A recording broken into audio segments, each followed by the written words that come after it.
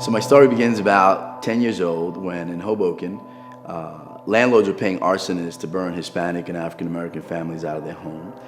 I was born and raised in Hoboken, and I was one of those fire victims. And it felt, the hurt, the pain was really tough because it really separated my family, in which my dad, who was the patriarch, could no longer really sustain the family. And he ended up turning to drugs. We ended up moving into the housing authority, which were the projects. My dad continued to get worse, and eventually he and my mom got separated and then led to divorce. And so lo and behold, you know what, my dad eventually was incarcerated, and so by the age of 14, I was really, really rebellious.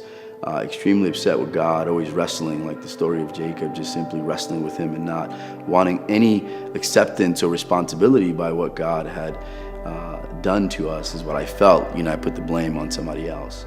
I kept praying, even though I struggled and wrestled with God, I kept praying that there had to be a better way to live. Lo and behold, I chose by my senior year to turn my life around and focus on education.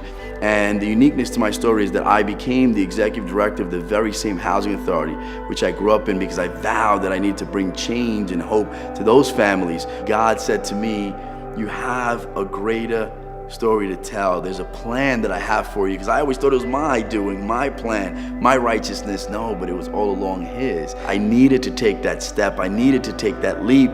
And so in March of 2014, I got baptized. And so for me, I understand my purpose more than ever before. Now that I am one with my Father, it is incredible how I've given up my control, and knowing that my freedom and security comes from His love, because He never stopped pursuing me. Never stopped pursuing me. And so I'm very grateful to Hoboken Grace Church. If it were not for them, if it was not for Him being my rock and my Savior, I know I would not be here now courageously telling my story.